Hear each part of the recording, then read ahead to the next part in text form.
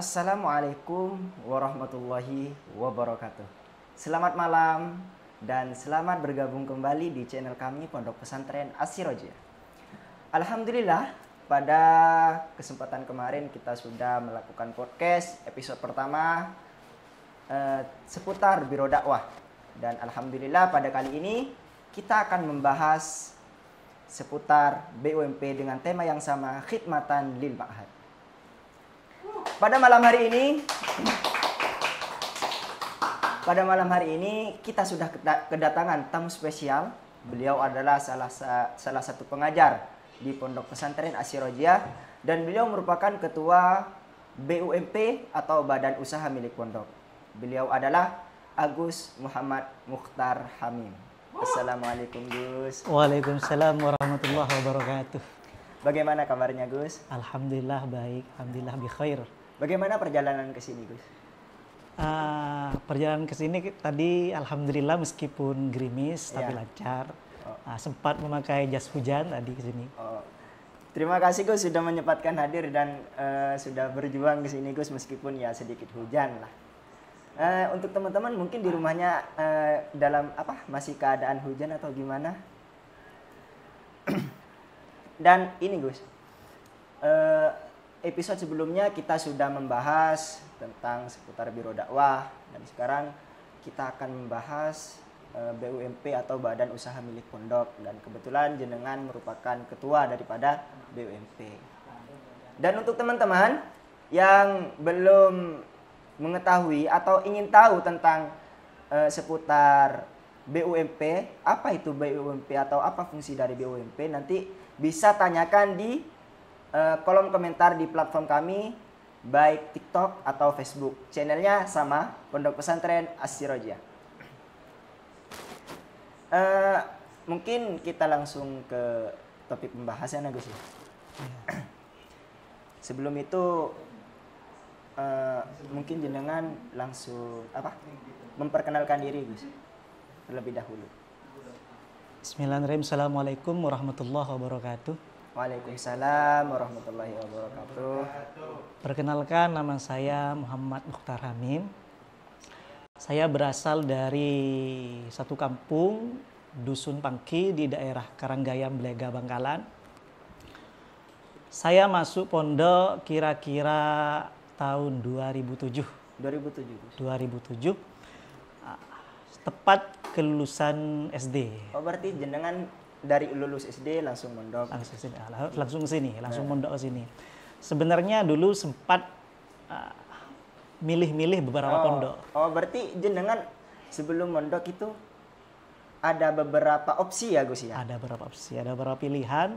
Karena memang kalau di rumah saya basisnya memang bukan As-Sirajiyah. Memang basis bukan As-Sirajiyah.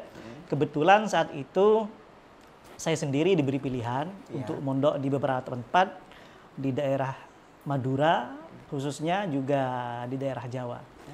Tapi kebetulan waktu itu saya punya paman dan famili di sini. Setelah musyawarah dengan orang tua, keluarga, akhirnya 2007 saya berangkat ke sini. Meskipun kalau kata-kata teman kamar mungkin kalau kaum asli dari rumah saya mungkin tidak ada. 2007 dulu sempat memang kalau pulang sendirian, ada rombongan sendirian. Karena memang seperti yang saya sampaikan tadi, di rumah saya memang bukan basisnya As-Sirajiyah. Jadi di rumah saya ketika disebutkan Pondok As-Sirajiyah atau Kacu masih asing. Atau disebutkan ketika disebutkan Pondok Sampang, yang terbesit di masyarakat itu nama-nama pondok lain. Tapi alhamdulillah sekarang ketika saya mondok, akhirnya beberapa adik-adik junior sudah mulai mengikuti. Sampai sekarang hingga akhirnya tinggal saya sendiri. Tinggal jenengan sendiri? Iya, tinggal saya awal sendiri. Masuk sendiri, sekarang sendiri lagi. Begini Gus, perasaan waktu mondok pertama itu kan tentunya jenengan tidak mempunyai teman dari rumah. Bagaimana perasaan jenengan waktu itu Gus? Sebetulnya kok adaptasi saya tidak begitu sulit. Heeh. Karena waktu itu memang mempunyai kenalan, paman dan sepupu di kamar yang memang sudah junior, memang senior. Ada yang Indomie, ada juga yang kelas 4. Jadi perlahan mungkin meskipun tidak memiliki kaum dari rumah, bisa beradaptasi sedikit demi sedikit. Nah, Begitu. sampai akhirnya ya seperti sekarang, mungkin belasan tahun di pesantren. Ya Gus. Begini Gus, jenengan kan itu merupakan ketua daripada BUMP ya Gus ya. Ya. Nah, ini yang jadi pertanyaan. BUMP itu apa sih? BUMP itu kepanjangan dari Badan Usaha Milik Pondok, atau sebagian teman mengartikan kepanjangan dari Badan Usaha Milik Pesantren. BUMP adalah badan ya, yang menaungi beberapa unit-unit usaha yang ada di ruang lingkup pesantren. Juga beberapa unit yang ada di luar pesantren di sekitaran Sampang untuk sementara. Jadi semua usaha yang ada di pondok itu di bawah naungan BUMP dan di bawah pengawasan langsung BUMP melalui struktur-struktur yang ada di dalam BUMP itu sendiri. Berarti ada struktur-strukturnya Pak Gus? Ada. Mungkin bisa disebutkan Gus strukturnya Gus? Struktur di BUMP berurut sesuai manajemen. Ya. Berurut sesuai manajemen. Kalau kita di Indonesia, kita pasti tahu di Indonesia itu badan usaha yang menaungi usaha di negara namanya BUMN. Ya, BUMN. Badan Usaha Milik Negara. Di mana di bawahnya ada beberapa usaha yang dinaungi. Di antaranya mungkin kita tahu Pertamina. Ya, Pertamina. Mungkin kita tahu Pertamina. BUMN ada di bawah langsung Menteri dan Presiden.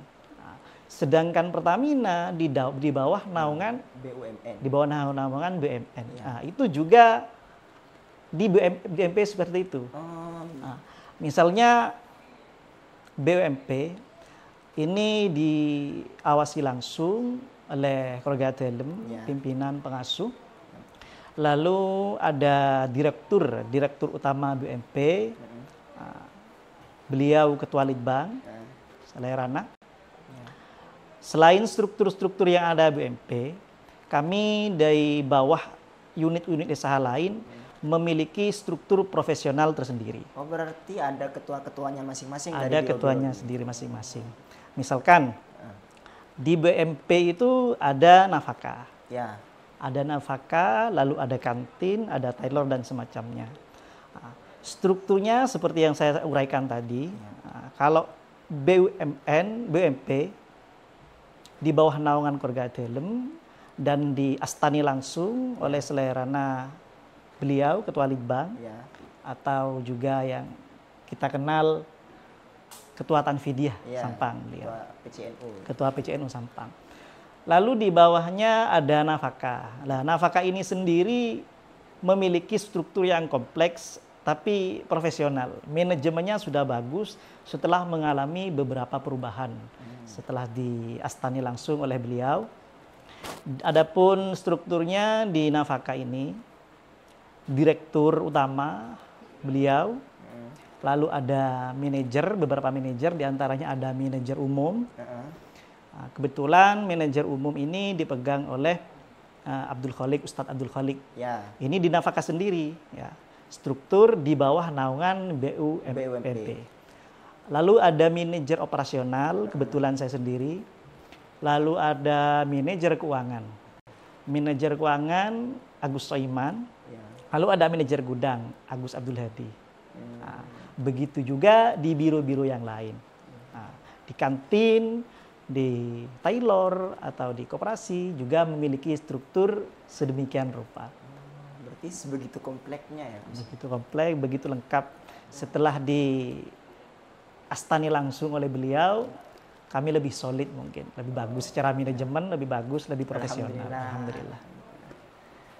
Nah, ini guys, jenengan tadi kan menyebutkan beberapa biro ya. Mungkin ada berapa biro sih yang ada di bawah naungan BUMP itu, Gus?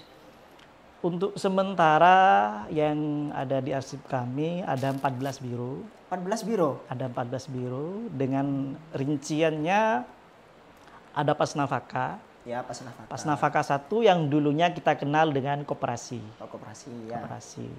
Setelah kami merubah manajemen, akhirnya koperasi ini diganti dengan nama Nafaka 1. Nafaka 1. Nah, kebetulan ada di sini di pondok sendiri kita sendiri, ya. di dalam pondok. Lalu ada Pasnafaka 2, kebetulan ada di stand Terminal Sempang, bertempat di Terminal Sempang. Berarti dekat terminal ya. Enak Gus, kalau mau jalan-jalan bisa mampir ke sana berarti. Dekat. Gus. Nah, memang lokasi di terminal kebetulan alhamdulillah sangat bagus. Ada di posisi sentral di Kota Sampang. Sangat Gus. Ada di posisi sentral di Kota Sampang. Kebetulan memang posisi sangat bagus. Kalau mungkin pasar Sri Bangunan, ya, meskipun menjadi lalu lalang kendaraan, tapi lebih sentral di terminal. Jadi andai kata tempat di sana disewakan atau dijual, mungkin lebih mahal di Sampang. Karena Sampang ini ramai, ya, siang malam selalu ada lalu lalang. Lalu yang ketiga ada Pasnafaka 3. Pasnafaka 3 ini kebetulan termasuk baru, kira-kira tahun 2000, antara 2015 atau 2016. Oh, okay. Tepatnya ada di Jalan Makbul. Ada Jalan Makbul atau kita kenal mungkin teman-teman santri itu taunya Embong Anyar. Embong Anyar ya, betul. Embong Anyar. Memang dinamakan Nafaka 3. Semua stok barang dan perlengkapan semuanya ditempatkan di sana. Armada juga ada di sana. Nah, juga setelah Nafaka 3 ada kantin. Kantin ini ada 2, ada kantin 1. Kantin 1 di mana kantin 1 ini menangani konsumsi santri setiap hari. Konsumsi santri setiap hari. Lalu ada kantin 2. Kalau kita kenal mungkin warkop. Oh, ya, warkop itu kantin 2 ya, guys? Iya, kantin 2. Kantin 2 warkop atau lebih dikenal sama santri itu jujur. Jujur ya, benar, toko jujur. Toko jujur. Karena memang dulu awal adanya dinamakan toko jujur. Dari toko kecil-kecilan sehingga jadi seperti sekarang butuh proses. Lalu ada warteg di depan koperasi. Ya. Nah, ada itu baru ya, Gus? Termasuk baru. Kira-kira antara 4 sampai 5 tahun. Yang warteg. Terus ada tailor. Kita kenal tailor. Jadi ketika santri membutuhkan mau jahit-jahit baju atau apapun di sini sudah ada, sudah tersedia. Selain tailor juga ada sablon. Terus ada PHBS. Nah, dulunya memang PHBS ini tidak terafiliasi dengan kita. Ada langsung di bawah naungan beliau Selerana. Tapi pada akhirnya PHBS ini sedikit demi sedikit beralih fungsi. Karena kalau cuma PHBS mungkin terlalu kosong. Ya, terlalu kosong. Ada beberapa pegawai karena mungkin kerjaannya kurang. Ya, mohon maaf, PHBS itu apa, Gus? PHBS itu kepanjangan dari pribadi hidup bersih dan sehat. Nah, dulunya memang PHBS itu difungsikan untuk mungkin bersih-bersih di sekitaran pondok. Setelah itu bahan-bahan yang mungkin bisa didaur ulang. Oh, berarti kalau teman-teman punya sampah di kamar-kamar itu disetorkan ke PHBS ya? Ya, dulunya seperti itu. Ditukar seperti itu, memang bisa diuangkan atau ditukar dengan barang-barang lain. Umumnya dus-dus, dus aqua, ya, di sana.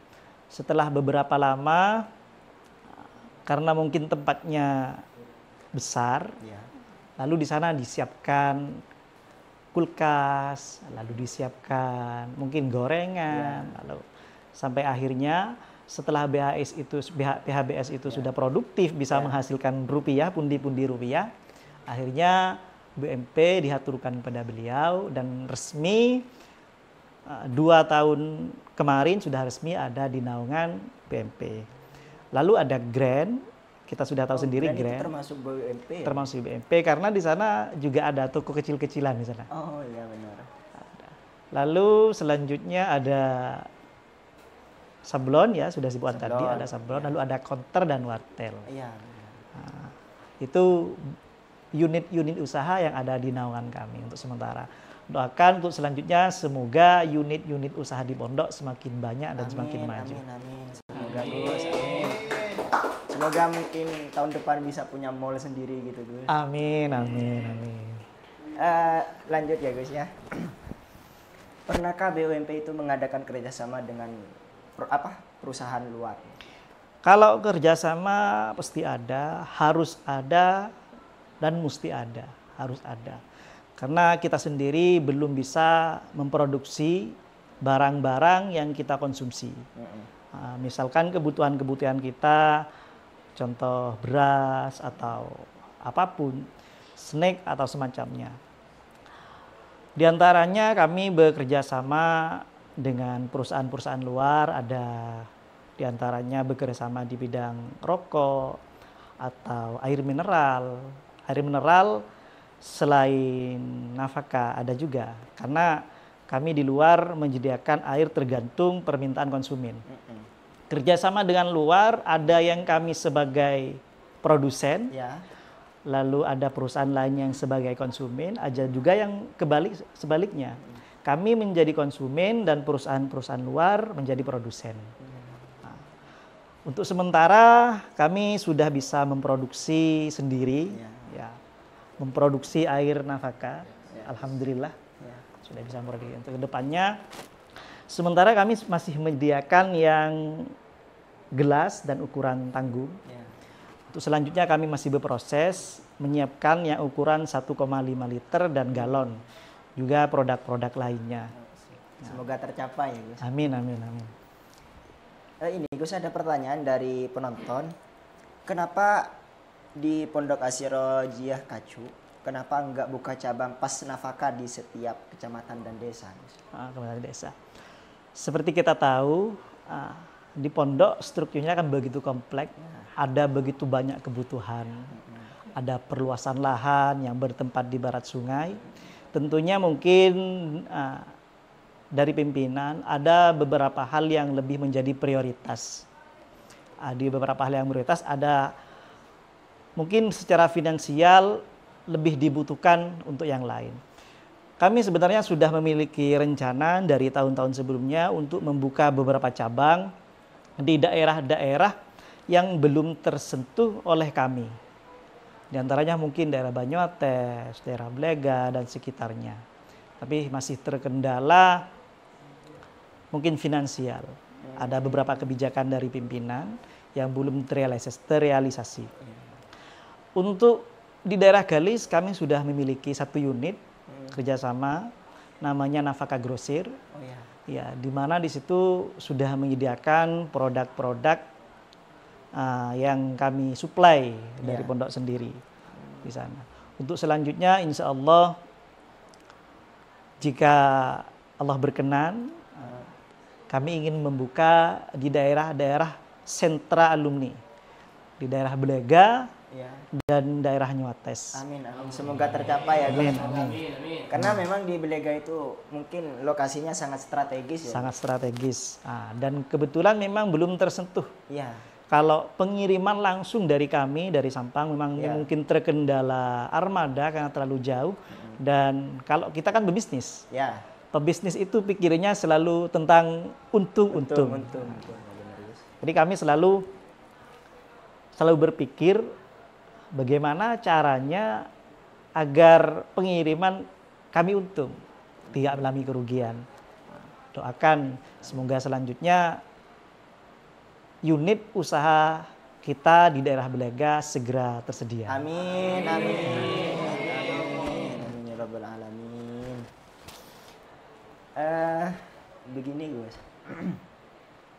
bagaimana jenengan bisa menangani berbagai biro yang ada di bawah naungan BUMP, sedangkan biro yang ada di bawah naungan BUMP itu kan banyak ya Gus? Iya. seperti yang sudah sampaikan tadi, BMP itu adalah biro yang profesional. Ya. Biro yang profesional, di dalamnya ada manajer, struktur yang demikian kompleks. Nah, demikian pula di bawah naungan kami BMP, setiap unit usaha ada strukturnya masing-masing. Ya. Ada ketua, ada wakil, ada mungkin yang lebih perinci ke bawah, ada keuangan, ada pembelanjaan, ada kasir dan sebagainya. Nah, cara kami menangani, kami berkomunikasi dengan masing-masing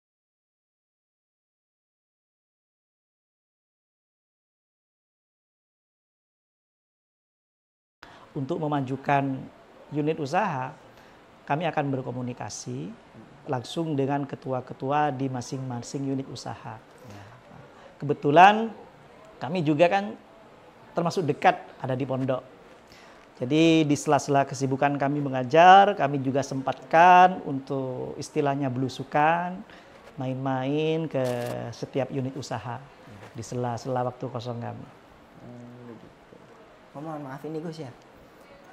Tadi belum ini sudah terbesit ya di kepala saya ini pertanyaan. Tujuan BUMP itu apa sih dan kok bisa, sejarahnya bagaimana begitu Gus? Tujuan BMP sendiri sebenarnya kalau saya dengar dari beberapa senior, khususnya pengurus-pengurus aktif di pondok, dulunya BMP itu ada masing-masing unit usaha itu unit yang independen. Misalkan dulu di pondok belum ada istilahnya warkop, ada tempat jual mie instan. Akhirnya kalau tidak salah dulu tahun 90-an ada anggota RT yang punya inisiatif untuk jualan mie instan ketika itu. Nah, jualan mie instan karena kita tahu kalau mungkin dulu setelah musyawarah santri capek masak penat atau apapun, kawan-kawan RT ketika itu berinisiatif untuk membuka jualan mie instan. Ada juga contoh tailor. Dulu kan masih kesulitan mungkin, masih jauh. Jadi ada beberapa teman yang bisa menjahit, akhirnya mereka membuka tailor pribadi. Buka tailor pribadi. Iya, sebelum akhirnya diakuisisi atau ditangani oleh pondok. Nah, proses terjadinya BMP itu sebenarnya kalau kita istilahnya bisa dikatakan nabung. Ada satu unit, lalu tumbuhnya unit yang lain. Contohnya dulu mungkin kantin, lalu ada koperasi, karena kebutuhan mendesak. Jadi tujuan BMP itu adalah mempermudah santri atau mempermudah kami untuk menyediakan, menyuplai kebutuhan santri. Kita kan sudah tahu sendiri bahwa di pondok itu ada larangan keluar. Jadi kami di pondok berinisiatif untuk menyiapkan apapun yang dibutuhkan santri. Bukan hanya dari segi konsumsi saja, tapi semua kebutuhan 24 jam. Dari segi pakaian, kitab, dan yang lain-lain. Alhamdulillah, kalau kitab kami sudah masyhur di pondok-pondok lain. Jadi setiap ada tahun pelajaran baru, ada beberapa pondok yang memang kerjasama ambil kitabnya ke sini setiap tahun. Karena kebutuhan sedemikian, akhirnya terbentuklah beberapa unit usaha. Setelah terbentuk, maka akhirnya adalah atau dibentuklah BUMP agar mungkin unit-unit usaha makin terkonsep, makin solid, dan makin baik, makin hari secara manajemen. Nah, itu memang mungkin itu sejarahnya dan tujuan diadakannya atau adanya BMP sendiri. Itu ini kan ya, mohon maaf tadi masyhur dalam penjualan kitab ya Gus. Mulai tahun kapan itu? Kalau kitab sudah sejak dulu, sejak adanya memang koperasi. Kan mungkin dulu di pondok-pondok lain belum bisa ke tempat langsung. Di daerah percetakan-percetakan di Surabaya, misalkan Al-Hidayah, Al-Haramain, lebih-lebih mungkin Beirut yang memang banyak peminatnya. Itu dari kisaran terbentuknya koperasi, kira-kira tahun 2001. Kira-kira tahun 2001 sudah masyhur. Memang sudah masyhur. Jadi kami di koperasi menyediakan kitab-kitab Beirut, kitab-kitab lokal, kitab-kitab Koras, kitab umum Arab, dan kitab-kitab Madura. Ada juga mungkin teman-teman media atau teman-teman di sana ada buku-buku, ada buku-buku karya kita sendiri, memang sudah ada di koperasi, kami sudah siapkan di koperasi. Mohon maaf, buku apa itu, Gus? Di antaranya mungkin majalah, ada majmu, ada buku karya Rahasani, ada buku beberapa rangkuman tentang tulisan almarhum Yai Sol, ada, dan semacamnya. Oh, itu disediakan di ada di koperasi. Nafaka 1 ya? Di Nafaka 1. Ya. Sebelum itu monggo Gus diminum dulu, Gus. Bismillahirrahmanirrahim. Nah, ini teman-teman. Nih, lihat nih. Ini adalah air nafaka. Dimanapun Anda berada, apapun makanan Anda yang Anda makan, minumnya tetap air nafaka. Murah meriah. Tersedia di berbagai daerah. Bismillahirrahmanirrahim.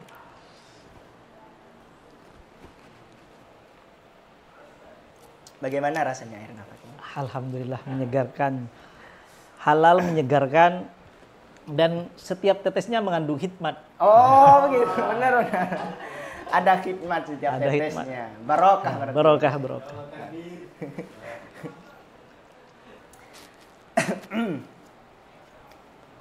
Ini Gus lagi. Bisa kita lanjut ya Gus ya? Bisa. BUMP adalah sebuah wadah yang mengantongi beberapa usaha atau biro-biro yang ada di pondok pesantren. Apakah setiap biro yang Apakah setiap biro itu ada ketua masing-masing yang memegang penuh dalam biro-biro itu atau dipegang atau diambil alih sampian penuh ketua-ketua itu? Kalau dibilang penuh sih mungkin tidak. Kalau dibilang tidak sih mungkin juga tidak. Ya. Karena kita tahu di pondok sebelumnya memang kita kan tidak ada sekolah manajemen atau tentang kerja di lapangan. Ya. Kita sudah tahu ketika teman lulus kelas 6 sudah ditentukan masuk di biro masing-masing. Nah, jadi bisa dikatakan kita itu otodidak. Oh, otodidak. Termasuk otodidak. Ya, nah, di mana di tiap biro ada senior yang bisa mengajari junior. Nah, kan prosesnya begitu, transisinya begitu. Ya.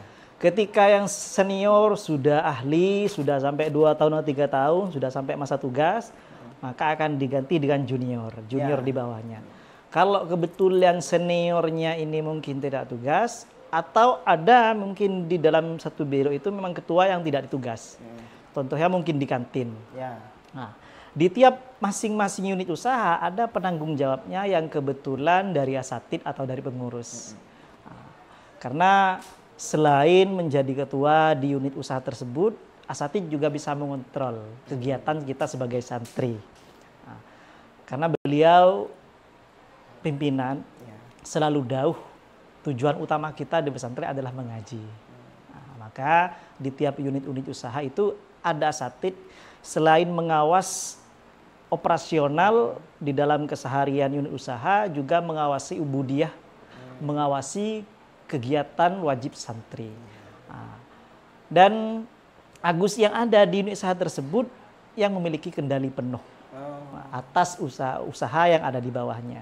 Misalnya kantin, di bawah kantin ada belanja, ada keuangan, dan ada sedemikian rupa. Nanti si ketua di unit masing-masing tersebut akan melaporkan operasional, melaporkan keuangan dan semacamnya kepada kami. Sebelum akhirnya kami, ya mungkin itu berapa data atau secara lisan. Lalu kami datakan dan kami sampaikan kepada pimpinan tertinggi. Nah, seperti itu. Atau mungkin dari mereka ada usulan atau inovasi atau apapun itu disampaikan kepada kami. Kami menjadi penyambung lidah, lalu kami sampaikan kepada pimpinan. Jika dari pimpinan mungkin disetujui, baru kami eksekusi. Seperti itu prosesnya. Sebegitu detail, sebegitu spesifik sekali. Iya, spesifik dan detail. Aturan. Iya. Alhamdulillah ya Gus ya. Ini ada pertanyaan nih Gus dari penonton Gus. Apakah dana BUMP itu masuk untuk untuk perluasan lahan Gus? Dana BUMP itu. Kalau BUMP dana, kita kan di pondok memiliki bendahara tersendiri. Ya. Ada bendahara sendiri. Ada sekretaris pusat, ada bendahara pusat. Ya. Kami BUMP ada di bawah naungan beliau.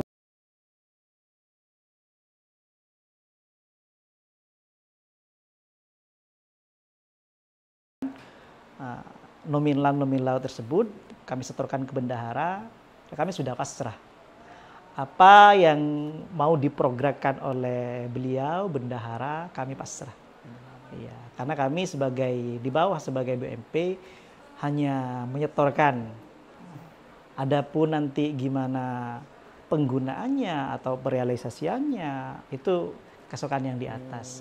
Ya tentunya ada. Tapi kami sebagai di bawah di unit usaha tidak tahu, tidak berhak tahu perinciannya. Tapi yang jelas ada. Pasti ada ya. Karena tujuannya memang selain memudahkan santri, kebutuhan santri, ya memang tujuannya seperti itu. Iya, membantu pondok. Iya, meringankan beban pondok. Ini BUMP ini kan merupakan badan usaha terbesar ya di pondok ya. Iya. Dalam hal finansial tentunya. Apakah ada target yang akan dituju untuk selanjutnya, Gus? Kalau target selanjutnya sebenarnya ada target, selalu ada target. Kami selalu ada target. Ada target per minggu, beda mingguan. Ada target penjualan, terkhusus utamanya di nafkah. Ya. Ada target mingguan, ada target juga bulanan, dan juga ada target tahunan. Di mana ketika kita sudah sampai di target kita, kami akan segera melakukan rapat untuk mempersiapkan target selanjutnya. Atau paling tidak kami mempertahankan target kami. Karena kita sudah tahu mungkin di luar ekonomi mengalami pasang surut. Nah, ketika mengalami surut, kami berusaha mempertahankan. Terkadang memang mungkin di bulan-bulan tertentu memang daya beli masyarakat ada yang berkurang, sehingga ketika ada di laporan atau di data ada memang di grafik penjualan kami ada di bulan-bulan tertentu yang memang penjualan itu ada yang naik dan ada yang turun. Tentunya kami juga punya target penjualan. Ada. Berarti ada statistik naik turunnya penjualan ada, ya, setiap tahun itu atau setiap bulan? Ada yang setiap bulan, seperti saya sampaikan tadi, ada yang setiap bulan, di mana kami di BUMP itu ada rapat di BUMP bersama para ketua di masing usaha, ada juga rapat internal yang dilakukan di masing-masing usaha.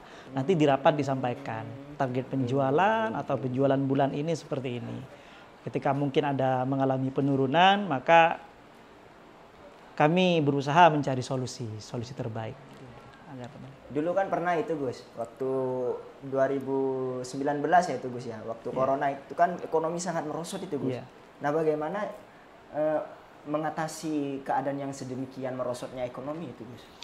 Mungkin ketika itu memang sangat berdampak pada kami, memang sangat berdampak karena daya beli masyarakat di luar dibatasi oleh kebijakan pemerintah.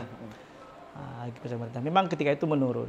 Ada di statistik kami memang 2019 dan di puncaknya 2020 kami mengalami penurunan di luar. Tapi kalau di dalam di pondok karena konsumennya tetap.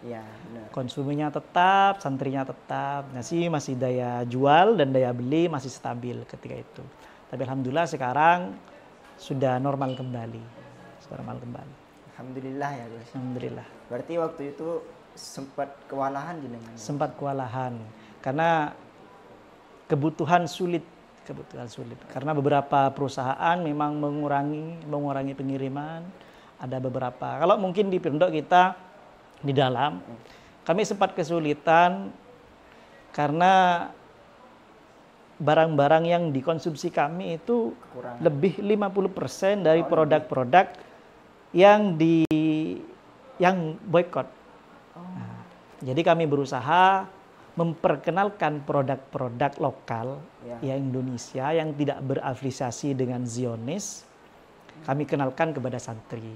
Ya mungkin awalnya sulit.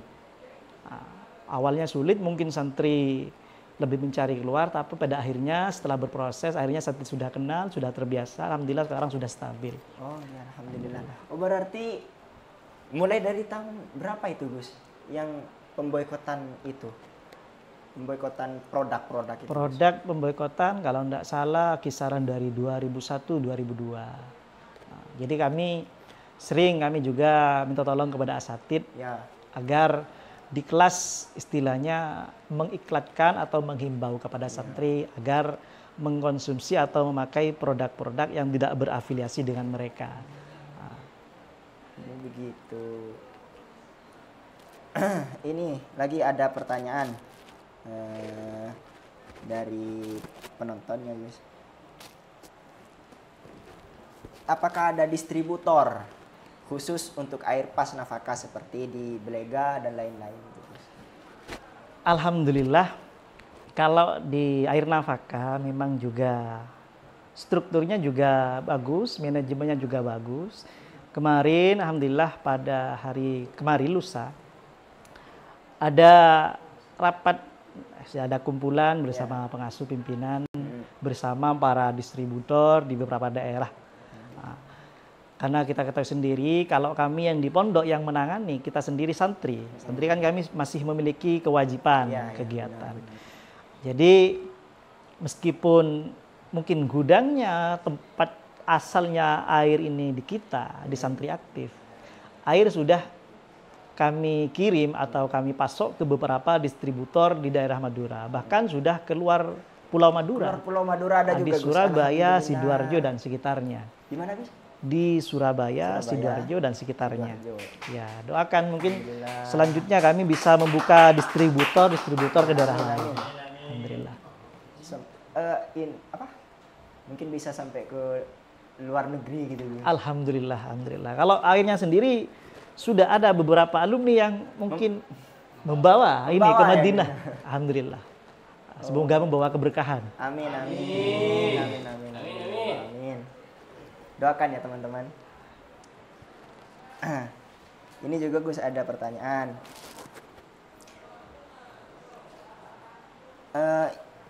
Pengen nanya nih Gus, apakah air nafaka emang produksi pondok atau kerjasama dengan pondok-pondok lain? Sebenarnya air nafaka memang produksi kita sendiri. Ya. Produksi kita sendiri, tapi kebetulan pabriknya masih bekerja sama dengan pabrik Pondok Kepang. Iya. Kendalanya kami masih menyurvei tempat. Beliau pimpinan masih menyurvei tempat. Insya Allah ke depan, insya Allah tidak lama, dalam waktu dekat kami akan memiliki pabrik sendiri. Di daerah Sampang juga. Doakan semoga cepat terrealisasi. Amin. Berarti ini memang air memang milik pondok ya? Milik pondok sendiri. Cuman pabriknya beda. Nggak ada. Oh begitu. Ini Gus lagi. Dengan adanya BUMP oleh al-mu'alim dulu itu kan merupakan suatu terobosan untuk meringankan beban santri dalam pembayaran syariah, ya benar ya Gus ya, dan lain-lain. Apakah cita-cita mulia beliau ini akan tercapai oleh BUMP? Itu target jangka panjang kami. Seperti kita tahu, beliau pengasuh selalu menyampaikan kepada kami ketika rapat, cita-cita mulia beliau almarhum al-mafullah al-muallim adalah ingin menggratiskan santri. Atau setidaknya meringankan beban santri. Itu target jangka panjang kami. Dan itu tidak bisa terrealisasi tanpa bantuan dan kesadaran kita sendiri sebagai santri dan kesadaran alumni. Kalau bukan kita siapa lagi? Itu cita-cita panjang. Meskipun mungkin kami tahun ini belum bisa merealisasikannya, mungkin tahun kedepannya, meskipun bukan kami atau junior kami, semoga bisa merealisasikan cita-cita agung beliau. Amin. Oh, begitu. Berarti memang jangka panjang ya, Gus? Iya, memang target jangka panjang. Kita sudah tahu sendiri. Ya. As-Sirajih terkenal dengan pondok yang mungkin termasuk salah satu yang iurannya paling murah. Nah, kebutuhannya mungkin dilakukan secara profesional, tapi iurannya terkenal minim atau murah. Nah, kami berusaha sedemikian mungkin agar pondok As-Sirajih ini menjadi pondok yang bersahabat di kantong para masyarakat. Ya, semoga itu bisa tercapai. Amin, amin, amin. Selama jenengan menjabat jadi ketua ini, Gus, apa sih pengalaman jenengan? Atau selama jenengan berada di BUMP tentunya? Alhamdulillah kalau mungkin pengalaman tidak terhitung. Pondok begitu banyak mengajari hal pada kami. Iya. Pondok begitu mengajari banyak hal pada kami. Kami belum bisa mewujudkan sebuah makalah yang harus kita pikirkan adalah apa yang akan kita berikan kepada pondok, bukan apa yang kita dapatkan dari pondok. Tapi faktanya di lapangan pondok begitu banyak memberikan hal-hal kepada kita. Ya, benar, ya, mungkin kalau kita tahu dari kita begitu banyak diberikan materi-materi pelajaran, akhlak dan semacamnya. Ketika kita nidomiyah disuguhkan praktek lapangan, praktek kerja lapangan. Ada yang teman-teman di media yang sebelumnya mungkin pengalamannya nol di sana, dengan otodidak diajari yang senior-senior sudah mumpuni di sana. Akhirnya bisa. Begitu juga di unit-unit usaha yang lain. Teman-teman yang belum bisa berdagang, belum mungkin bisa masak atau menjahit. Ketika masuk biro-biro, perlahan belajar dengan kemauan. Mungkin ada tuntutan. Tuntutan ketika sudah ditentukan di satu biro, sudah tuntutan pekerjaan, maka mereka kerjakan. Nah, kan ada istilah seperti ini. Ada istilah dipaksa, terpaksa, biasa, bisa, dan luar biasa. Oh, iya. Mohon diulangi Gus. Apa? Dipaksa, terpaksa, biasa, bisa, luar biasa. Nah, mungkin tahapnya berarti seperti itu. Iya, mungkin teman-teman yang sudah berapa tahun seperti di media yang sudah berapa tahun, mungkin sudah ada di fase luar biasa. Semoga seperti itu. Amin, amin. Karena sudah mumpuni di bidang media. Bisa jadi editor dan semacamnya. Ya, kita mungkin awalnya seperti saya sampaikan tadi dipaksa. Karena ketika sudah ditentukan, teman-teman nidomiyah sudah ditentukan di satu biro, tidak bisa milih. Mau pindah sana tidak boleh. Itu sudah ketentuan kami sebagai pengurus. Karena kalau kami memberikan kelonggaran seperti itu, teman-teman bisa pindah seenaknya. Ya, yang pasti kan struktur menjadi kocar-kacir. Ya, benar. Jadi tidak baik. Ada dipaksa, ya pasti mereka melakukannya secara terpaksa. Benar. Akhirnya mereka bisa dan terbiasa. Ya hingga akhirnya ya seperti sampean-sampean yang ada di media ini. Amin. Jadi luar biasa. Luar biasa. Amin. Berarti dengan awal pertama masuk BUMP itu dalam keadaan terpaksa ya Gus? Ya, jelasnya memang. Karena mungkin begini. Ketika kami wawancarai kepada masing-masing anggota baru, gimana siap? Ada yang mungkin nggak siap Gus, nggak bisa Gus. Contohnya di nafkah print atau nafkah fotokopi. Tentunya yang masih baru dan nggak bisa ngetik. Ada yang sama sekali nggak pernah pegang komputer sama sekali. Nggak ada. Iya, tapi ketika kita lihat progresnya di lapangan, prosesnya 1 bulan, 2 bulan mereka sudah luar biasa. Bisa jadi editor, bisa ngetik Arab dan semacamnya. Kelebihan kami di fotokopi, kami bisa ngetik Arab sekaligus Latin, Arab. Yang mana mungkin pengetikan Arab ini tidak dimiliki oleh percetakan-percetakan lain. Sehingga pas nafkah print atau fotokopi ini terkenal di daerah Sampang. Iya. Dulu pernah ada begini. Ada suatu pelanggan yang mengetik Arab. Tapi mungkin kurang puas atau seperti ini. Mungkin dia tidak tahu kalau yang ngetik itu santri. Sudah tahu salahnya, harokatnya, imlanya dan semacamnya. Lalu kami sampaikan seperti ini, iya Bu, kebetulan ibu-ibu, ya Bu, kasokan sampean kalau sampean mau ketik di daerah lain atau di tempat lain kasokan.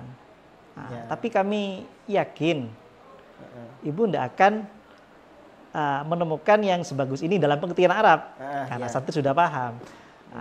Memang betul sore harinya si pelanggan tadi balik karena kelebihan kami itu Iya.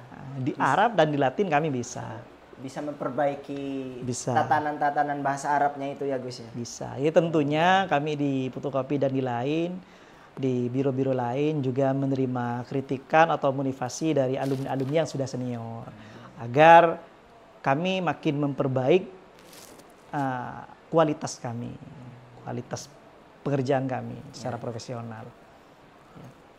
Dalam segi apa itu Gus? Soalnya saya memandang sih sudah sangat sudah sangat luar biasa Gus. Dalam bidang apa yang harus Yang harus profesional mungkin kan pengetikan mungkin ada santri. Kalau santri kan memang mungkin tidak ada belajar yang EYD atau ejaan kaidah-kaidah bahasa Indonesia. Ya, ya. Dan kami itu ajari kepada adik-adik kami diterapkan kalau pengetikan seperti ini, harusnya seperti ini. Mungkin ketika ada beberapa mahasiswa ngetik, itu kan mungkin ada penulisan skripsi atau pengetikan makalah atau lain-lain. Kami juga adakan briefing kepada adik-adik kami sebelum mengerjakan tugas. Agar kami bisa melaksanakan atau melakukan pekerjaan kami secara profesional dan memberikan kepuasan kepada pelanggan kami. Sangat kompleks sekali, sangat detail ya Gus. Iya. Mungkin ada cerita unik Gus selama jenengan menjabat atau apa? Ya menjabat sebagai ketua Gus. Iya. Menjabat sebagai ketua atau anggota di BUMP itu Gus. Mungkin kalau cerita unik terlalu banyak. Saking lamanya kami berada di BMP.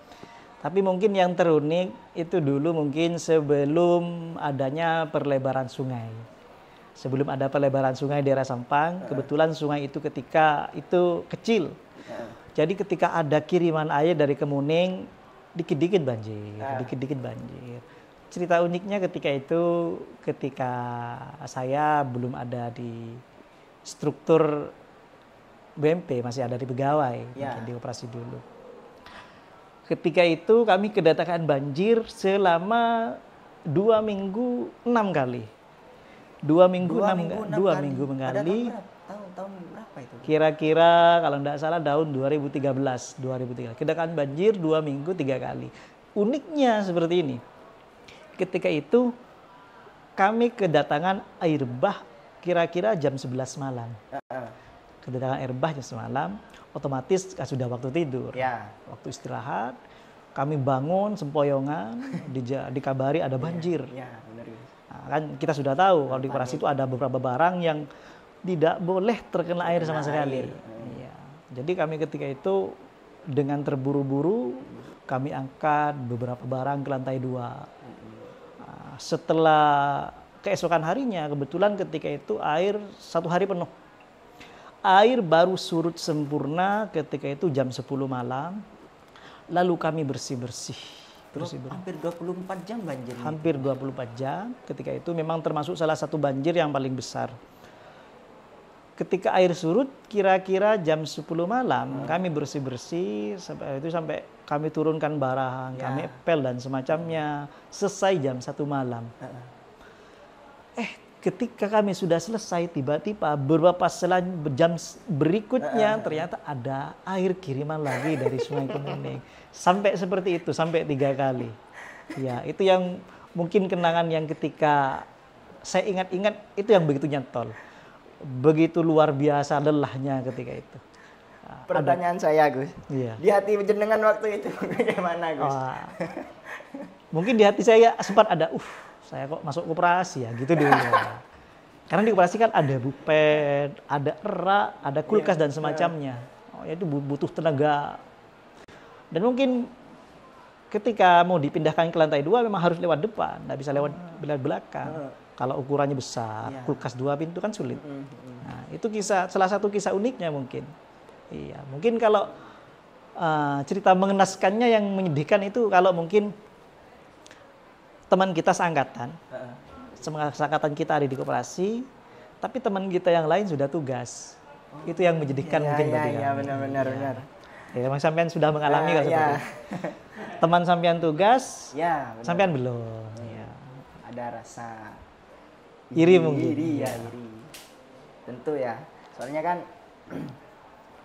mereka kayaknya itu sangat bahagia di luar sana, sedangkan kita masih ada di pondok. Gitu. Mungkin sudah berlabel ustadz, kita belum. Iya, benar Gus. Saya nggak bisa ngebayangin tadi ya Gus ya, sampai 3 kali ya Gus. 3 kali dalam 4 hari, dalam setengah bulan, 15 hari itu kami kedatangan banjir sebanyak 6 kali. Ya memang Sampangan sudah terkenal dengan kota bahari. Ya benar. Banjir setiap hari. Tapi alhamdulillah sekarang setelah perlebaran sungai, perluasan sungai, meskipun ada banjir, alhamdulillah tidak sampai naik ke koperasi. Alhamdulillah. Waktu itu yang waktu banjir itu Gus, ada berapa anggota Gus kok bisa sebegitu cepatnya membedah barang-barang itu Gus? Dari dulu anggota koperasi sebenarnya mungkin tidak banyak perubahan. Kalau di sini di Nafaka 1, kalau dulu ada 11 pegawai, programnya mereka shift-shiftan, seperti di luar. Kalau mungkin di luar itu ada shift kerjanya 2 kali sehari, setengah hari dan dari sore sampai malam, atau mungkin yang malam sampai shift malam. Kalau di sini 3, karena kita masih terikat dengan kewajiban di pondok. Ada yang sekolah pagi, sekolah siang, dan sekolah sore. Itu kami bagi sedemikian rupa. Kalau yang Nidomia 1, yang sekolahnya ba'da duhur, itu bertugasnya di pagi hari. Yang sekolahnya pagi, itu tugasnya di sore hari, seperti itu. Kalau sekarang kami sudah kurangi, karena sistem kami sekarang manajemennya sudah makin membaik, agar kami lebih mengutamakan fungsi pegawai kalau sekarang. Juga kan sekarang banjir kan sudah jarang masuk. Alhamdulillah ya. Alhamdulillah. Ya, mungkin yang lebih kami butuhkan tambahan pegawai itu ketika bazar. Tapi sudah ada bantuan. Nafaka itu kan bukan cuma Nafaka 1, Nafaka 2. Ya.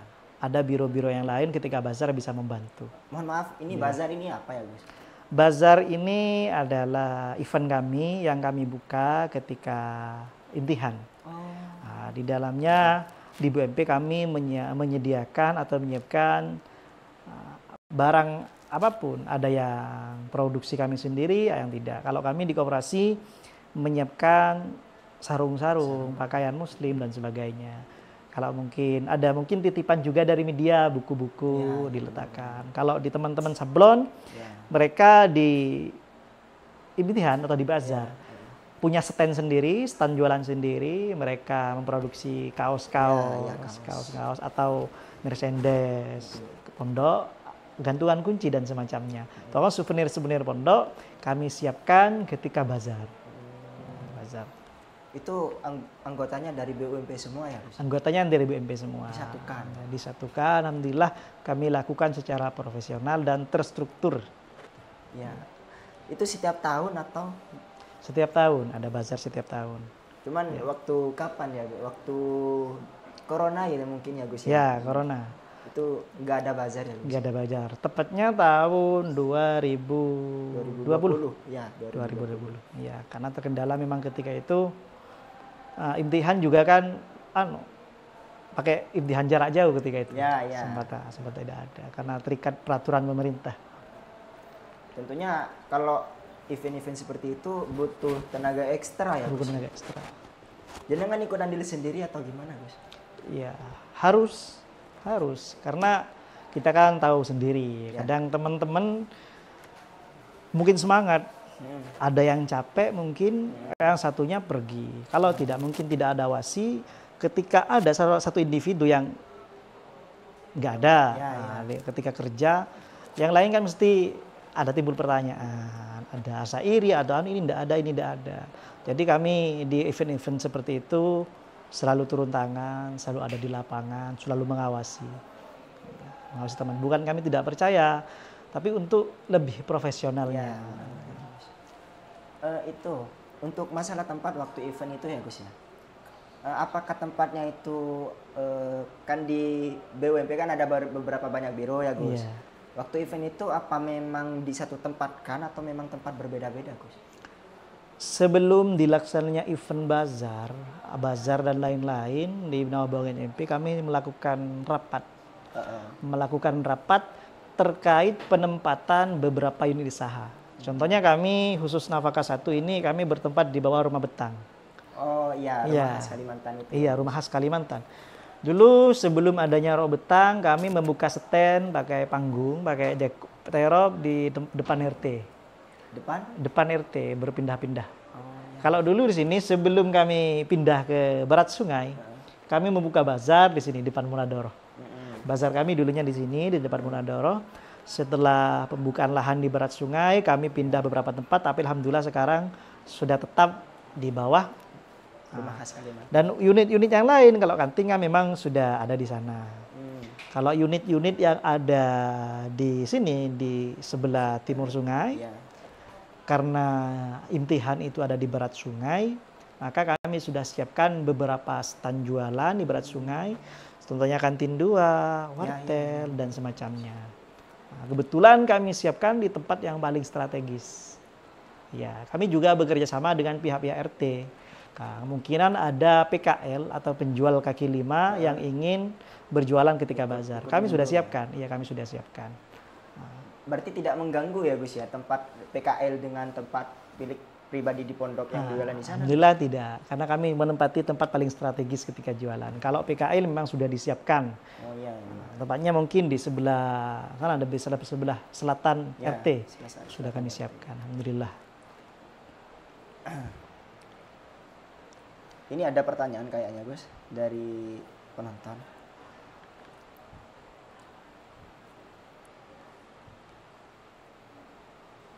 Mungkin ini sebagai masukan ya. Iya. Atau saran gitu. Kalau air nafaka ini kita masukkan ke Alfamart atau Indomaret. Masukkan ke Indomaret. Iya. Ini suatu usulan atau saran dari penonton. Bagaimana pendapat jenengan, Gus? Kami sebenarnya sudah berkomunikasi dengan sales Indomaret. Ya. Tapi kan kebijakan penjualan dari mereka. Iya. Di Indomaret biasanya atau di minimarket lain biasanya mereka lebih cenderung menjual air yang memang sudah masyhur, beberapa produk yang sudah masyhur. Seperti kita ketahui mungkin produk nasional seperti itu. Untuk produk-produk lokal memang mungkin mereka masih enggan. Iya, masih terkendala mungkin karena konsumen. Kami sudah beberapa kali berkomunikasi dengan mereka, tapi mereka masih enggan karena mungkin masih air baru. Andai mungkin ada alumni yang memiliki minimarket, bagus. Monggo. Go. Sangat terbuka berarti. Sangat terbuka. Kami selalu terbuka atas kerjasama. Ya baik. Untuk para alumni atau simpatisan dari Pondok Pesantren Al-Sirajiyah yang ingin memasukkan air nafaka ini ke toko minimarket atau toko-toko pribadinya, bisa langsung menghubungi pihak yang berwajib, contohnya seperti Agus Mukhtar ya, atau agen-agen yang lain yang mungkin bisa dihubungi di sekitar kalian. Lanjut ya Gus ya. Iya. Ini BUMP itu kenapa nggak masang iklan promosi ke beberapa perusahaan? Apakah pernah atau belum? Kalau iklan kami kan sudah memanfaatkan media pondok, ada juga ada media Salsabila mungkin. Selain itu kami lebih untuk sekarang lebih memanfaatkan media di platform Facebook atau WhatsApp atau Story. Kami iklannya lebih melalui itu karena lebih efektif ya. Daripada iklan mungkin kami memiliki brosur, ada brosur yang ketika ada pelanggan mungkin ada pembeli Nafaka 2, kami kasih brosur air mungkin, air produk-produk kami. Kami sudah memanfaatkan itu. Di koperasi kan memang ada di koperasi. Ada admin HP di koperasi dan Nafaka 1 yang mengiklankan produk-produk kami. Kami lebih memanfaatkan itu. Karena kami setelah mengadakan survei, iklan memang lebih efektif di media. Iya. Ya. Benar. Ini lagi ada Gus. Bagaimana cara menjadi agen air nafkah? Agen air nafkah, seperti yang saya sampaikan tadi, Ya, di air nafkah juga memiliki struktur. ya, Ada adminnya bertempat langsung di Grand. keren. Untuk menjadi agen, istilahnya kami nggak moro-moro terima. Kami survei dulu tempatnya, sesuai nggak? Kata saya sampaikan tadi, kalau kita di pebisnis kan yang dihitung ada untung-untungan. Ya, untung-untungnya. Jadi kalau mau jadi agen, hubungi admin Pas Nafkah atas nama saudara Ustadz Makmun, bisa menghubungi beliau, saudara Ustadz Makmun dan Ustadz Abdul Khalik yang memang menangani distributor air. Oh, Ya. berarti adminnya ada 2 ya Gus? Enggak, memang kalau Ustadz Abdul Khalik ini memang manajer di air dan adminnya ini saudara Makmun. Saudara Makmun ada. Berarti kalau pengen menjadi agen gitu, menjadi agen Tinggal hubungi yang bersangkutan. Mungkin bisa Gus, mungkin nomornya Gus, kalau bisa disebutkan. Kebetulan tidak hafal. Ya nanti kita terapkan ya nomor-nomornya kalau memang teman-teman pengen jadi agen air nafkah, kita akan terapkan nomornya di bawah sini. Iya, sih. Nanti setelah jadi. Terus Gus, ini ada yang nanya harga grosir per dus itu berapa Gus? Kalau harga grosir itu sebenarnya relatif. Tergantung pengambilan dan jarak tempuh pengiriman. Kalau kami di lapangan, setelah kami kirim ke distributor itu tergantung kebijakan penjualnya. Iya. Kalau dari kami kan di sini di pondok dari pabrik ya, kami tidak bisa sampaikan di sini harganya dari pabrik. Ya. Setelah terima kami sampai di Nafkah, kami salurkan ke beberapa unit usaha di pondok. Ya. Kita kan sudah tahu mungkin 14. Ya. Kalau yang distributor di lapangan, kami memang tentukan harga segini-segini. Tapi mungkin ketika sudah sampai ke toko-toko kecil, otomatis kan ada peningkatan harga. Itu tergantung kebijakan penjualnya masing-masing. Kalau seumpama orang Mandangin atau yang pulaunya pengambilannya, pengirimannya begitu jauh, matok harga sedemikian rupa, kami tidak bisa protes karena mungkin perjalanannya ya, membutuhkan finansial yang cukup banyak. Iya. Mungkin ada jenengan Gus, mungkin ada kesibukan lain selain ketua BUMP Gus? Mungkin kesibukan lain kami mungkin di pondok ya mengajar, kami sebagai asatid. Seperti yang kami ketahui kalau di pondok pengurus asatid selain mengurus pondok jadi pengurus aktif struktural pondok, ya fungsi pertama kami adalah mengajar. Ya, pendidikan kami. Dulu ada pesan yang disampaikan almarhum ketua umum sebelumnya pada kami, kebetulan kami sering mendengar itu, jangan sampai pondok lebih dikenal hal lainnya daripada pendidikan sendiri. Jadi yang lebih diutamakan adalah pendidikan. Makanya di BMP ini kami agenda rapat kami selalu disesuaikan fleksibel atau relatif sesuai dengan jadwal kami. Maka kami berterima kasih kepada Biro Pendidikan, penanggung jawab pendidikan. Setiap tahun ajaran baru, Biro Pendidikan kami selalu berkomunikasi, berkonsultasi terkait jam pelajaran. Ada jam-jam pelajaran kami mungkin yang kosong, agar tidak mengganggu dan tidak berbenturan dengan yang lain. Nah, itu kesibukan kami. Karena kesibukan kami pertama adalah mengajar, itu tujuan pertama kami yang di pengurus. Kalau di lapangan operasional lebih ke teman-teman yang ada di lapangan. Gitu. Ini yang menjadi pertanyaan bagi saya nih Gus. Tentunya jenengan kan sudah beberapa tahun menggeluti bidang BUMP itu. Tentunya pasti dong ada mental atau mental jenengan yang dirusak oleh orang yang bikin mental jenengan down gitu, baik dari perkataan atau bagaimana itu. Nah, cara menanganinya itu bagaimana, Gus? Kalau tekanan mungkin tentu ada, Ya. bukan mungkin tentu ada, tekanan tentu ada. Tapi motivasi kami selain dawuh beliau sebelum kami dipasrahkan untuk menangani BMP atau nafaka ini, beliau dawuh begini. Kita kan matur begini, kami tidak mampu, tidak memiliki kemampuan seperti itu, kami kosong dalam manajemen, dalam struktural. Tapi yang beliau sampaikan, yang selalu beliau sampaikan mungkin makalah fawallaitu kata'tika siyasah.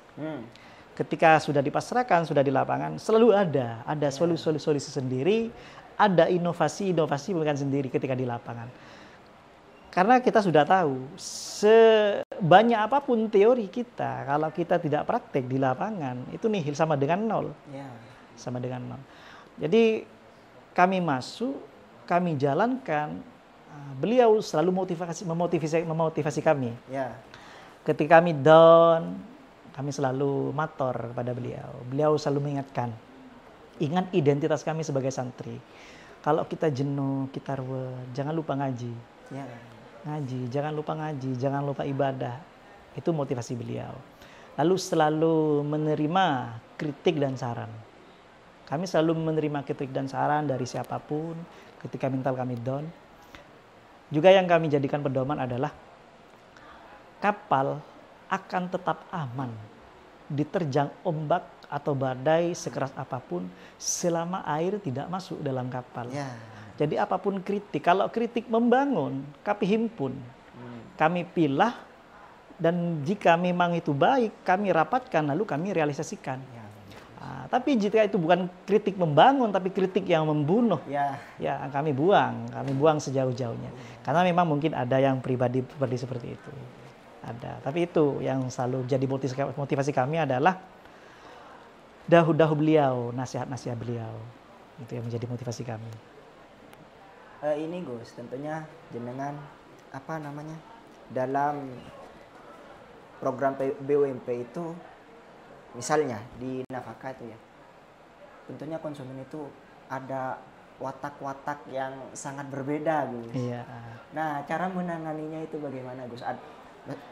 Pasti kan konsumen itu ada yang berwatak halus, kasar, dan lain sebagainya, dengan beragam watak yang ada di watak manusia. Ya, fakta di lapangan memang seperti itu. Karena memang pribadi dan karakter orang beda-beda. Jadi sebelum kami membawa anak-anak atau teman-teman di Domia ke masing-masing usaha, kami melaksanakan atau mengadakan briefing.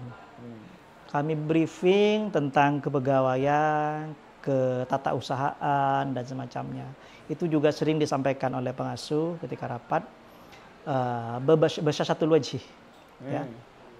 Atau yang sering disampaikan beliau, qaulun ma'rufun khairun min sadaqatin yatba'uha ada. Itu yang disampaikan beliau. Jadi kami berusaha seperti itu. Karena memang ada kasus yang mungkin santri yang teman yang sedemikian emosi karena yang pelanggan rese terlanjur ada keluar, bukan bahasa tidak baik, tapi mungkin dari bahasa tubuh. Memang kami nasihati karena karakter orang beda-beda. Sebelum mereka praktek di lapangan, itu yang selalu kami wanti-wanti. Pelayanan yang pertama, pelayanan mimik wajah dan bahasa tubuh. Dilayani ketika ada pelanggan masuk. Hal yang pertama dilakukan adalah senyum, lalu berdiri dan ditanyakan. Itu prosedur pertama. Karena di tata usahaan dan pegawai itu memang ada prosedurnya, ada rinciannya. Ketika memang ada yang melakukan kesalahan, akan ada teguran. Berarti perang pertama dalam kasus ini adalah emosional diri ya, Gus? Emosional sendiri. Tergantung pribadi kita masing-masing, pembawaannya. Tapi memang kita seleksi. Kami sebelum mengambil pegawai bekerja sama dengan asatid pengajar, khususnya pendidikan, mendalami karakter teman-teman pegawai. Mau ditelakan di mana, atau ditekan di koperasi, di media dan sebagainya. Ya tidak tentu dong nanti teman-teman itu kan punya watak yang keras. Iya, kan asatid lebih tahu karakter mereka. Alhamdulillah sejauh ini, alhamdulillah teman-teman mungkin dari nol ketika penjualan mereka tidak tahu, sekarang sudah profesional, sudah tahu. Berarti kalau mau masuk ke BUMP atau badan usaha dalam perjualbelian, Mas, Iya, harus mempunyai mental yang kuat. Berarti. mental yang kuat. Ada memang Emosional pelanggan rese. Pelanggan yang rese. Mungkin ada masalah-masalah yang lain nih, Gus, terkait dalam penjualan itu yang bisa yang sudah sampean tangani dalam hal perbelanjaan kayak atau mandat di mana begitu, mungkin ada permasalahan dalam itu, Gus. Kalau permasalahannya mungkin sekarang persaingan. Oh iya, benar. Persaingan semakin ketat. Kalau dulu semasa saya masih menjadi pegawai di koperasi, di daerah sekitar pondok belum ada toko-toko warung-warung kecil. Benar. Jadi konsumen itu 100% ke koperasi. Ya.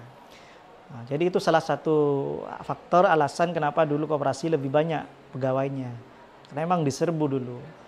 Nah, itu juga tantangan bagi kami. Bagaimana kami tetap eksis, tetap diminati, tetap jadi toko idola pertama para santri dalam memenuhi kebutuhan-kebutuhan mereka. Itu penanganan kami. Kami mungkin mengadakan sosialisasi di kelas kepada asatid untuk membangun kesadaran kepada santri. Berarti di samping permasalahan emosional ada permasalahan persaingan dengan perusahaan luar. Oh, itu tentu ada permasalahan yang kompleks.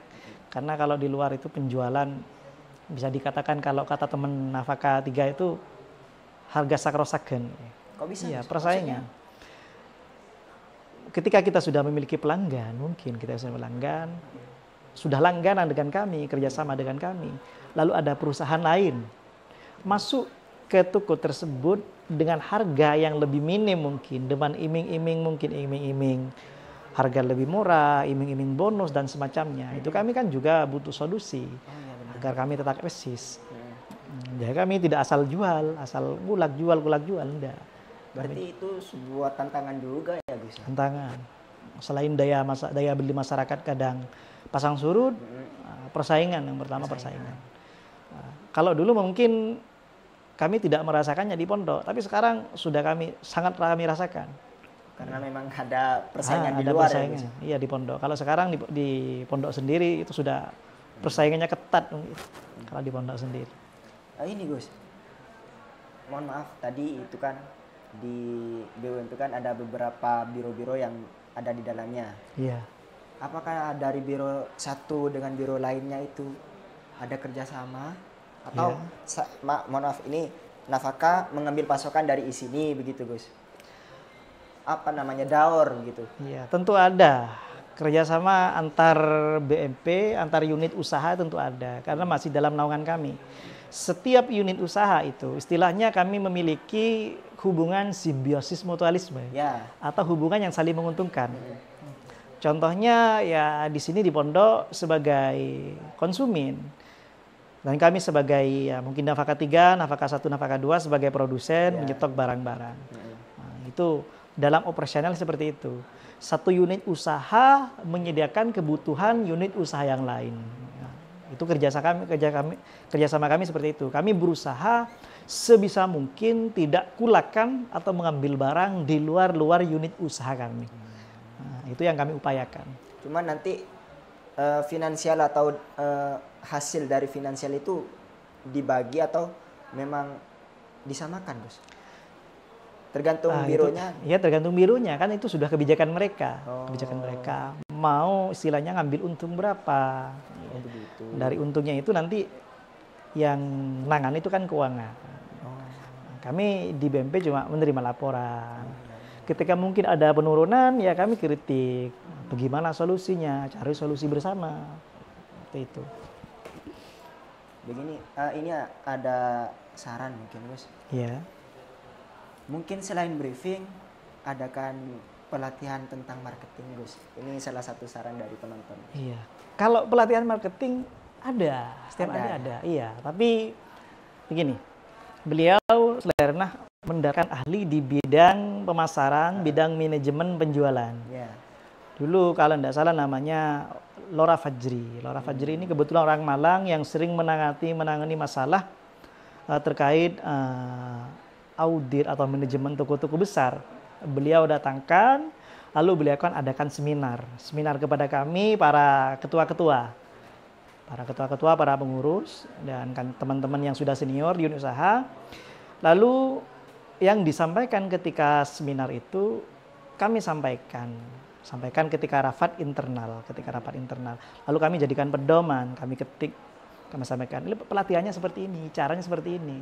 Jadi nafkah ini bukan manajemen kaleng-kaleng, memang manajemennya selalu terbarukan. Ketika ada masukan pada beliau, ada inovasi seperti ini, beliau selalu memanggil kami. Seperti ini. Nah, itu. Iya. Oh, begitu. Ini ada usulan lagi mungkin menarik ini. Menarik. Mungkin bisa dikasih banner biar makin dikenal air nafkah di jalan begitu. Dikasih banner di jalan-jalan gitu. Mungkin. Oh, iklan-iklan. Ya, di iklan. Kalau di jalan-jalan tuh sebenarnya terkait kebijakan mungkin di daerahnya. Kalau kami di masing-masing distributor, di tempat toko-toko penjual air memang ada. Oh, di setiap distributor memang ada. Cuman kalau di jalan-jalan masih belum ada ya? Belum ada. Itu terkait perizinan atau semacamnya. Ya. Pengiklanan mungkin kalau di reklame atau mungkin di jalan-jalan itu kami belum karena masih terkendala perizinan atau dari pihak-pihak terkait yang punya tempat. Ya. Kalau di tempat distributor ada iklannya. Setiap distributor ada ya. Ya. Ini sudah berapa jam? Sudah sejam 16 menit guys. 16 menit. Monggo diminum guys. Nah, buat teman-teman yang masih mau menanyakan seputar tentang BUMP, silahkan komen di platform kami Facebook baik TikTok, platform channel Pondok Pesantren As-Sirajah. Sebentar lagi kita akan closing statement 5 menit ya teman-teman, 5 menit. Sesudah 5 menit kita akan closing statement ya guys ya. Ini sangat enak kayak ini ya. Sangat menyegarkan. Kalau terasa memang kadang faktor cuaca, kadang air kan tidak bisa kita kontrol dalam segi rasa. Kadang memang mungkin kalau kemarau rasanya agak begini, gini. Tapi kami selalu berusaha menyajikan air yang berkualitas. Saya izin minumnya guys ya. Enggak tahu.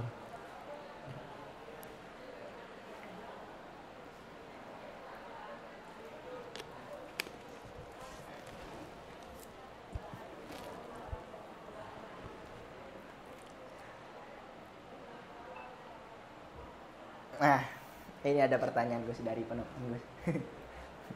Cukup agak lucu ya. Kenapa di Nafkah itu nggak menyediakan bensin Gus seperti toko-toko yang lain Gus?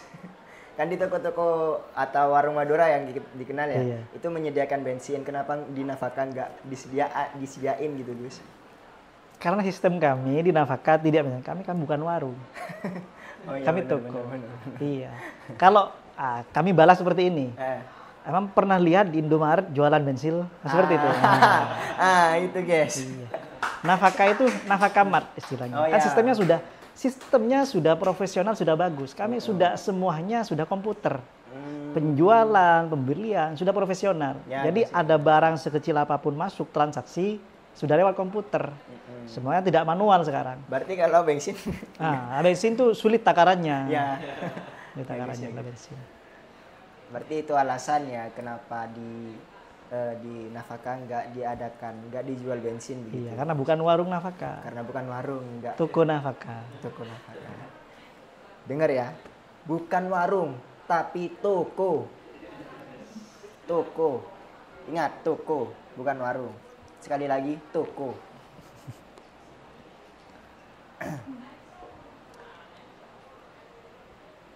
Mungkin ada lagi yang mau tanya dari teman-teman. Karena kita memberikan kesempatan 5 menit ke depan untuk bertanya bagi teman-teman.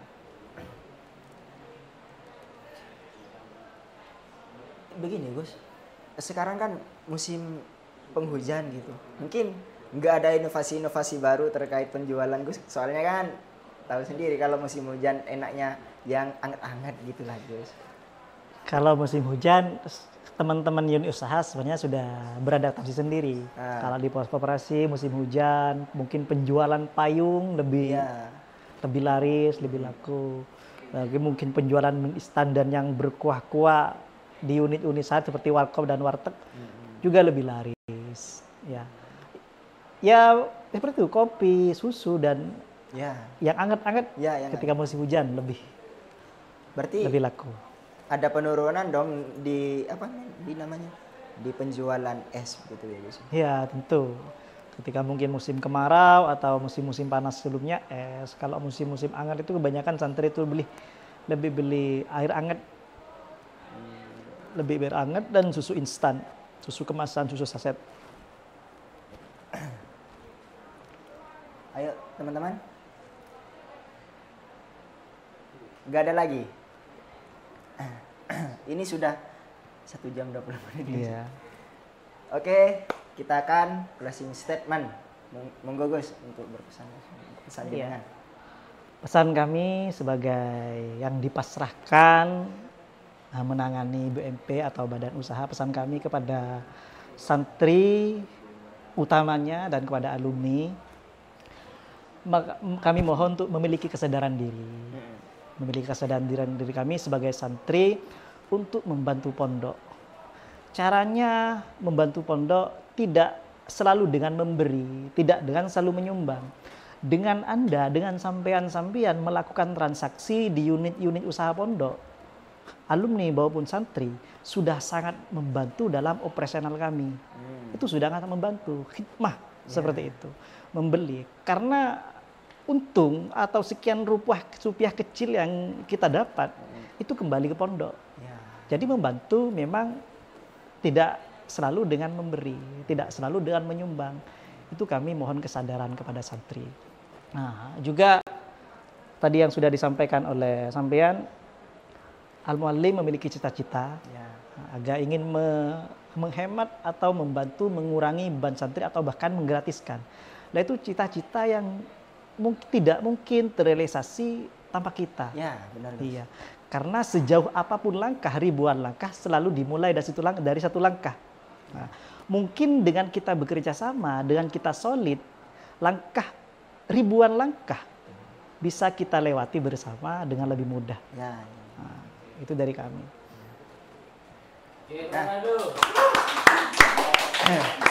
Nah, gini teman-teman, sebagaimana pernah dawuh Al-Muallim, pondok tandi reng tuah membeni alumni siapa boleh. Nah, begitu kira-kira guys ya. Nah, jadi untuk para alumni tidak harus memberi, karena dengan sampean membeli produk-produk yang ada di toko-toko pondok itu sudah sangat membantu pondok, sudah sangat berkhidmat kepada pondok. Maka dari itu kepada pihak alumni untuk selalu membeli produk yang ada di Pondok Pesantren As-Sirajiyah. Begitu kira-kiranya. Baik, kita tutup pada podcast kali ini dengan tema khidmatan lil ma'had. Kurang lebihnya, jika ada salah baik kaulan ataupun fi'lan, saya sebagai host Abdul Latif memohon maaf sebesar-besarnya. Wabillahi taufiqul hidayah wa ridha wal inayah. Wassalamualaikum warahmatullahi wabarakatuh. Waalaikumsalam. Terima kasih Gus.